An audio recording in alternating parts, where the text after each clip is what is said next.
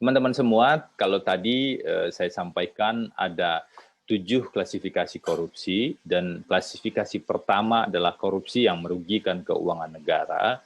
Secara sederhana, pasalnya itu, unsur-unsur pasalnya kurang lebih ada 4 ini. Jadi, pertama setiap orang.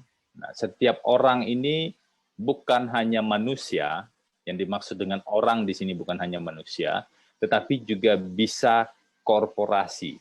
Jadi ada orang dalam pengertian hukum seperti itu yang juga bisa disebut korporasi. Nah, korporasi itu bisa perusahaan. Kalau di definisi Undang-Undang Nomor 31 Tahun 99, korporasi itu adalah kumpulan orang atau kumpulan kekayaan yang terorganisir baik berbadan hukum ataupun tidak berbadan hukum. Nah, subjek hukumnya di pasal 2 ini adalah setiap orang. Jadi siapapun itu. Berbeda dengan pasal-pasal yang lain, ada yang subjek hukumnya adalah pegawai negeri atau penyelenggara negara.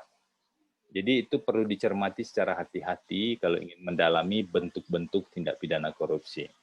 Khusus untuk korupsi yang merugikan keuangan negara, subjek hukumnya adalah setiap orang. Nah, apa yang dilakukan oleh setiap orang itu, perbuatan yang dilakukan adalah perbuatan memperkaya diri sendiri atau orang lain. Jadi kita baca dulu di bawah, setiap orang yang melakukan perbuatan memperkaya diri sendiri atau orang lain. Nah, perbuatan memperkaya, orang boleh dong sebenarnya memperkaya diri sendiri atau orang lain. Yang tidak boleh adalah kalau perbuatan itu melanggar aturan hukum yang berlaku.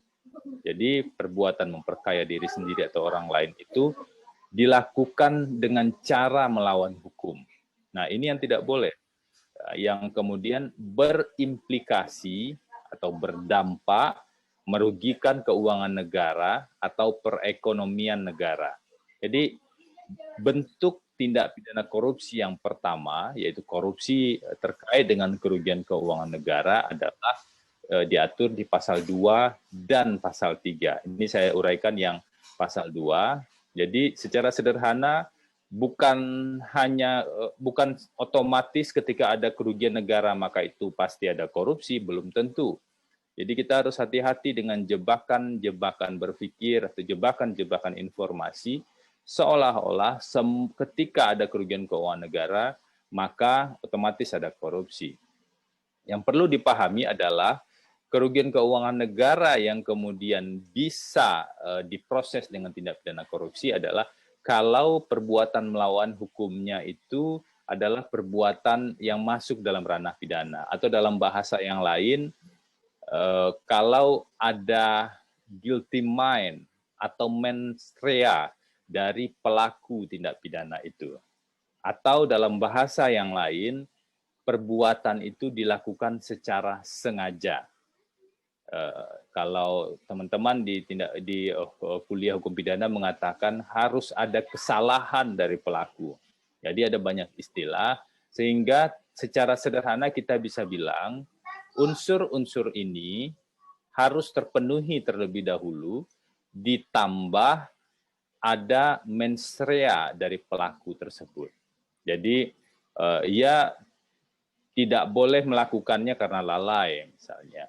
Kalau orang nggak bisa dipidana karena orang tidak bisa dipidana korupsi dengan pasal 2 hanya karena dia lalai misalnya.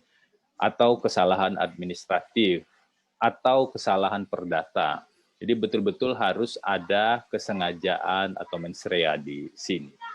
Nah, ini sebagai overview, mungkin perlu waktu untuk memahami secara lebih detail, tapi saya ingin jelaskan inilah kurang lebih konstruksi pasal 2. Kemudian gratifikasi